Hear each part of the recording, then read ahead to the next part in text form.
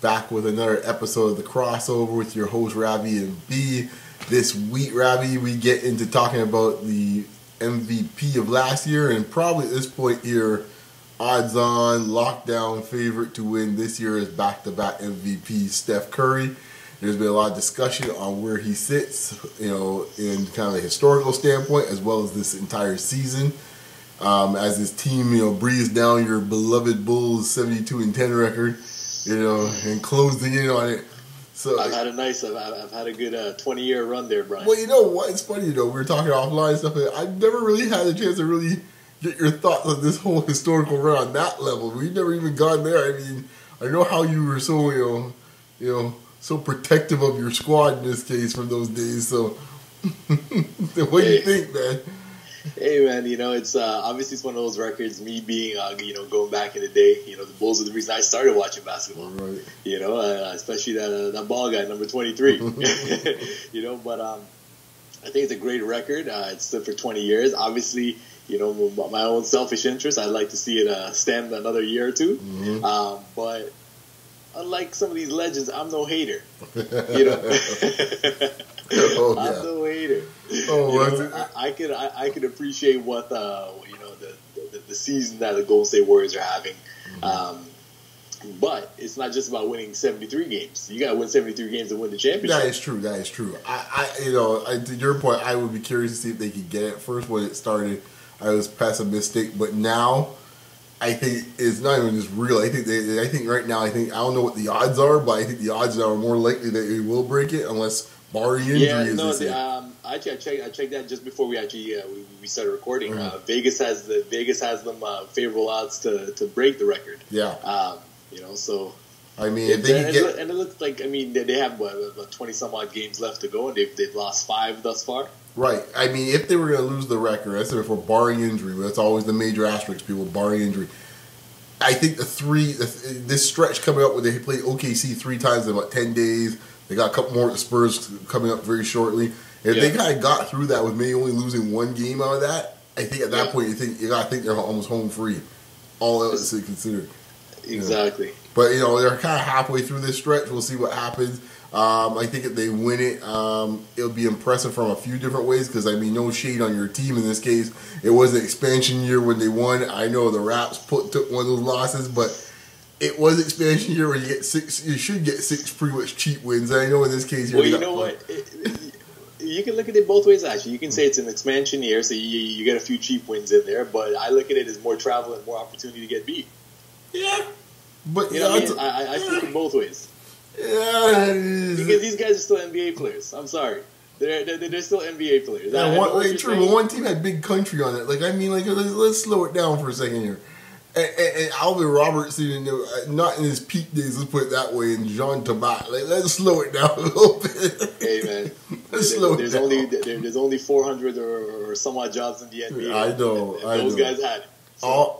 All I'm saying is that, the quality, I think, has improved over time, obviously, when you get teams getting more mature. Well, hey, man, I could argue that we have some expansion teams in the league right now with this year's league. I think there's one team that we know for sure. Ironically, that team came the closest, arguably, that did not win. So we'll see. I think what the trending is interesting. That the teams that Chicago lost to, a lot of them, I'm sure, when you go and look back, they're pretty mediocre teams. Golden State seems to be in the same boat where it's like the teams they get up for, it's not like they're going to get L on them for those. It's like a Tuesday playing against, as I said, or a Friday against Milwaukee. That's what's going to get them. Just like how Chicago had some of those ones where they threw in there where it was like a team maybe you wouldn't expect to beat them back in the day. Yeah, I think they lost late in the season. Early on they lost the game to Seattle, who played them in the finals that year. They lost the game to Orlando, with Shaq and Penny and those guys. And I forget who the third loss was early on, but later on in the season, obviously they lost to the Raptors along the way. They had lost to Denver, I believe. They had an 18-game streak going at the time. And then I think Charlotte and Indiana got some victories against them coming on to the end of the season. But I'm looking forward to see what Golden State can do right now. I think they're projected to win 73 to 75 games, which is incredible. So let's speak about Mr. Curry, who's obviously the center of attention with this whole run here. where do you see him kind of in a historical sense, and like and what do you think of like kind of the vets coming out like this, about his, I guess, how he's dealt with in the league right now? I think with regards to Steph Curry, just looking at Oscar Robertson's comments on him, making comments saying that he thinks defenses should pick him up from 30 feet, things like that. I mean, I think you can try to pick Steph up from 30 feet, but I think he's so good with dribbling the basketball and even using picks and screens to get himself free. I really don't think that'll make much of a difference. And with regards to, going back to Robertson's comments about the defense they're playing on him, Oscar Robertson this guy averaged a triple-double in an entire season. So, he wasn't going against lockdown defenses by any stretch of the imagination. I'm not taking away anything from what he did, but let's call it like it is. Well, I think you're okay. I'm going to jump on because this is the point I wanted to make. And I heard Isaiah's comments as well, too. Hey, there's no bigger Isaiah Thomas fan than myself in this case. I'm bleed bad boy blue and red. I'm a Pistons man for life. But I gotta say it this way, man. I gotta call folks out when I see it. These guys from this era, especially the guys from the 80s, let's just say the guys from the 70s, but the guys from the 80s. Look, folks, don't be fooled by all this talk about how the defense was so much tougher back then. Go on, flip on NBA TV, and watch an old game from the 1980s. Okay, I grew up in that era. I know how the defense was being played there. Besides Detroit, who was an aberration at the time, that's the reason why they were called the Bad Boys, because no one had never seen anything quite like that. Yeah. What was considered to be tough defense back then was usually your typical game was going at 110 to 115 points. And God forbid if you got Denver on Wednesday night, that was about 140.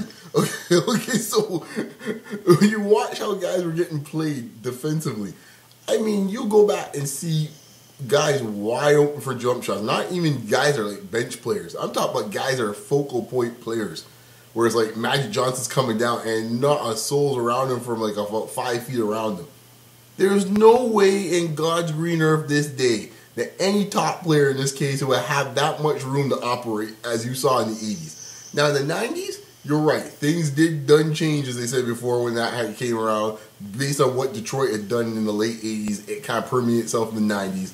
And that's probably what we're seeing now is the reaction to some of that happened in the 90s into the early 2000s.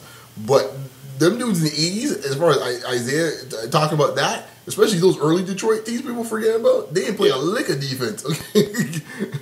Kelly Tripucci would throw up 35 a night sometimes. Like, they're playing no defense. So don't tell me about how tough it was. Now, I will say this, though.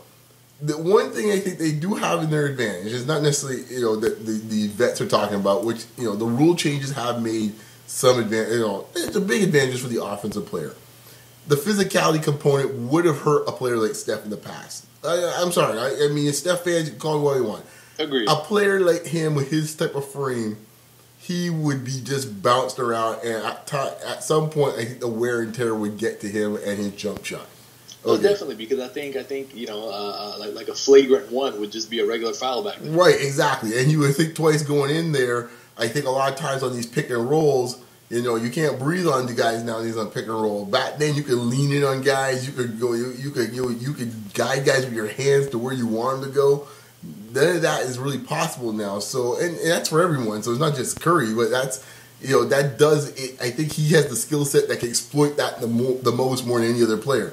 Yeah. So I think that, from that standpoint, from the vet standpoint, I can see an argument for that. But I'm always in the position Cream rises to the top. Cream rises to the top. I don't care what generation it is. Steph Curry's playing in 1960-something. He's going to be lighting it up, okay? And agreed.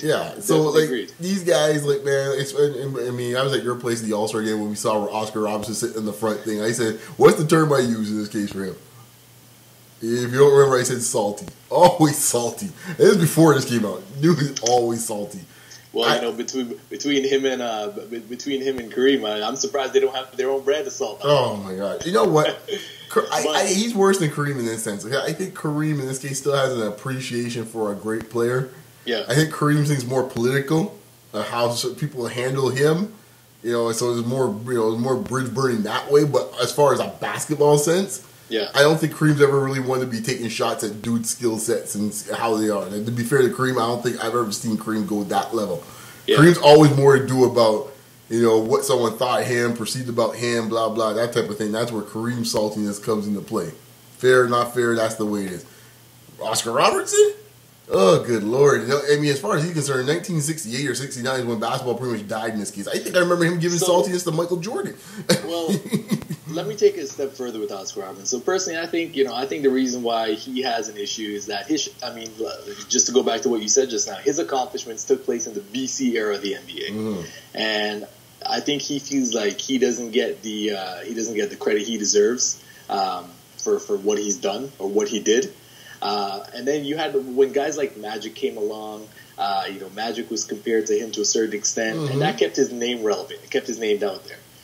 Guys like LeBron, guys like Westbrook came along after that, and parts of their game, especially LeBron, he has mm-hmm. been compared to Oscar Robertson, which again kept his name relevant, kept his name out there. Now I think what Curry's doing is something totally different. It's not a continuation of what he did. Curry's doing something brand new, and he's taking that narrative in a whole different direction. So it's it's taking it away from, whereas I would say like a Magic, I would say a LeBron, continue to a certain extent what Big O did. Mm-hmm. I think Curry's doing it. He's taking that narrative into a whole other direction.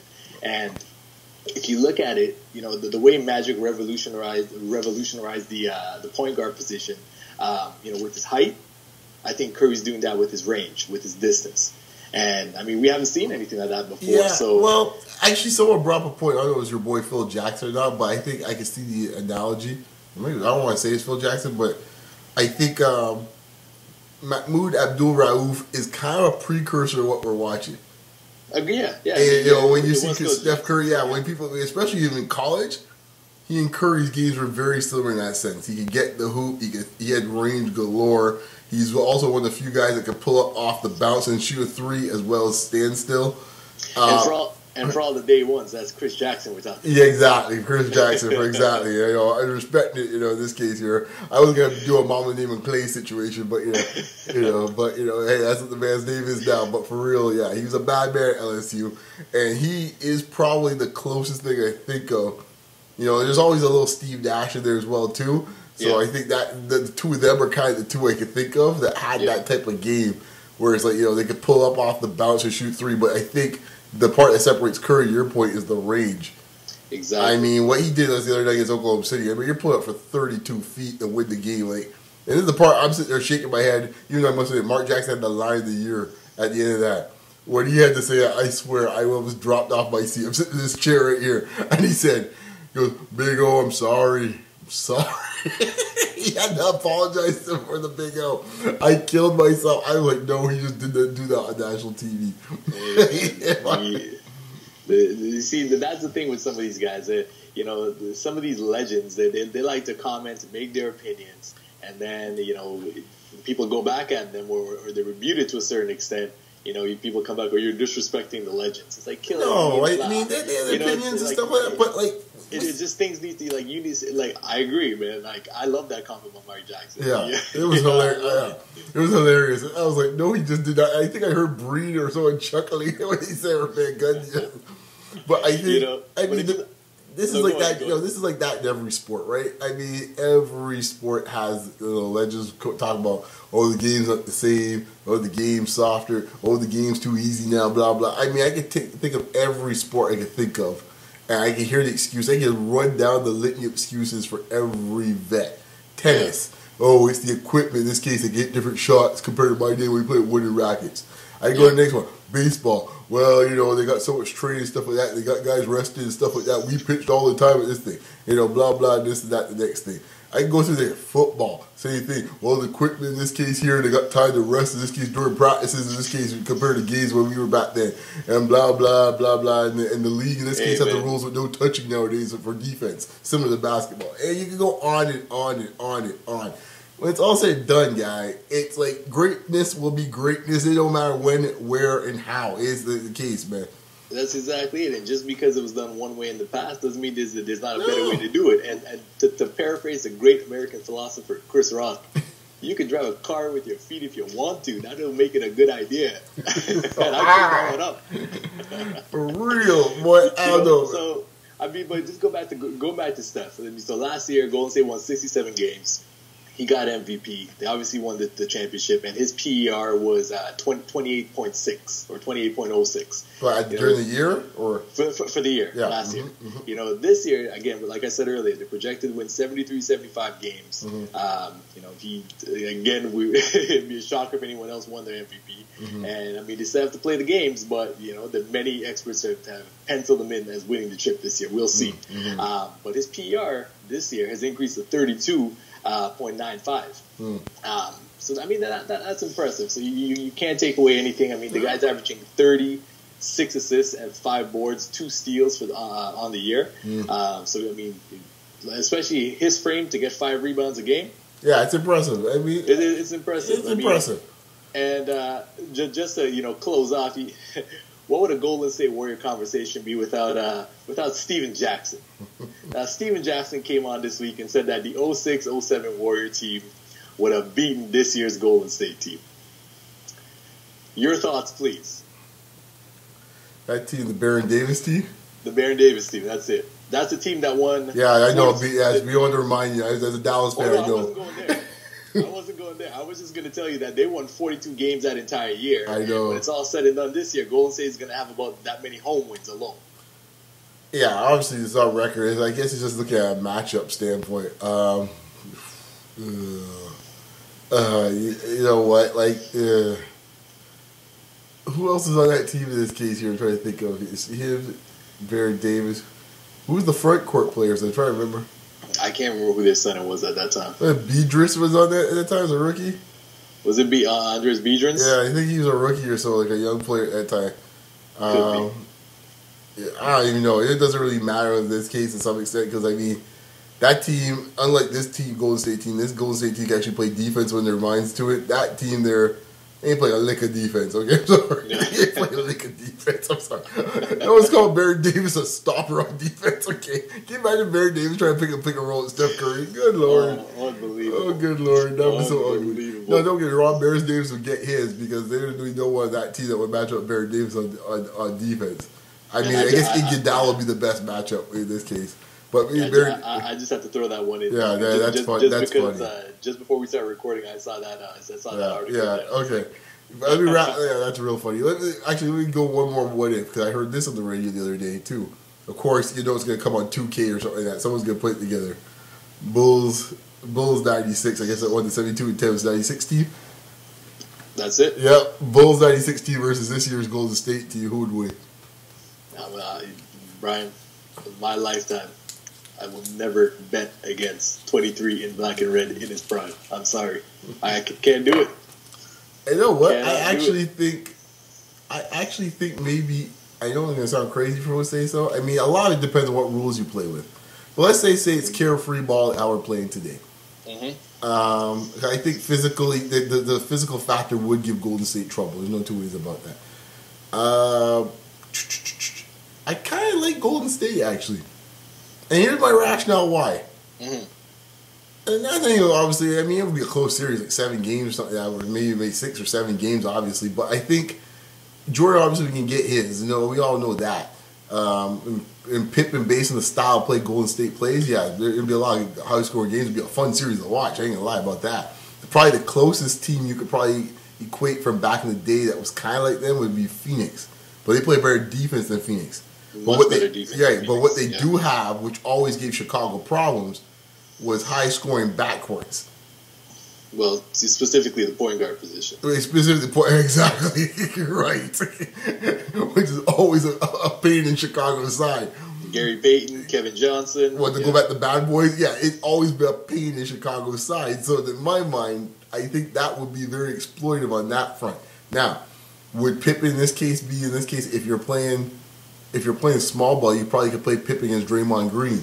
That would be a difficult situation to play that Curry Green pick and roll with Pippen, essentially playing Draymond Green, and I don't even know who would be playing the point. If they stuck with someone like BJ. No, well, actually, BJ wasn't on that team. Harper at the time. Harper, right. So you'll have the length of Harper. Yeah. But Harper would be quick enough to stay in front of Curry in this case here, but it could, but I think Harper, the problem he has in this case when he and Jordan played smaller guards in this case, where they get beat off the dribble a little bit in this case. And then you have the spacing issue in this case in today's day and age. So even if someone in this case like what's his name's playing center, Will Purdue is even effective in this. Well, no, it wasn't Purdue. That was actually Longley. Luke Longley, right? So my mind's going blank. It's late today, guys.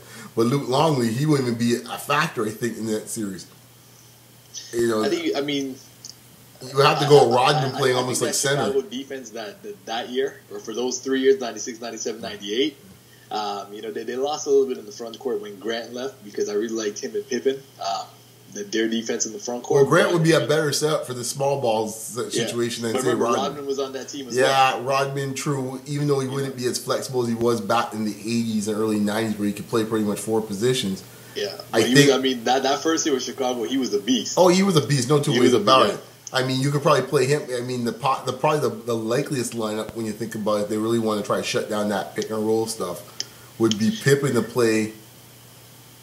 try to play Curry, which I still think would be a hard matchup. Draymond and Rodman is their matchups, and then you figure out the rest from there. Jordan will play Klay Thompson and so on. I think that Chicago defense and that length that they had, and you know, yeah, and then I mean, even if you want to get nitpicky, you look at some of the intangibles. You know, in terms of, I mean, that 96 finals, Rodman got Frank Bukowski kicked out of the game just by looking at it. True. You know, so you got to look at the head games. And Draymond Green, as of late, he's showing that he's not. Yeah, Draymond's a bit of a wild card in this case. But, like, I mean, Rodman's a wild card, too. So, I mean, that's a scratch maybe on that front. But, like, I mean, Golden State's showing a lot of that, you know, that type of mindset where it's like, it doesn't matter what it is. You always see it with championship teams. Yeah. Where it's like, it doesn't matter how far back they are, you start winning. We saw with the Heat for a little while during their time. It was like, they're down 15 with like about 5 minutes left. It still felt like, you know what, they might win this game. Exactly. A lot of times they'll pull it out. So, yeah, I don't know, it's been fun. I hope that someone does it, 2K or someone does the simulation. Let's get it on. 7-game series. I can do that simulation right now. Oh, that's right. I don't know how to do 2K, so I guess you got the 96 team in there? Oh yeah, we got them in there. Rerun that. We got the 96 team. I'll do a best out of 7 and see who comes out. All right, man. We'll get that next week, man. All right, man. On that note, man, Ravi, where can the good folks find you? You guys can find me at Ravi Narayan on Instagram. You can find me, as always, at Beyond Locker Room, short for RM, man. Talk to you guys next time.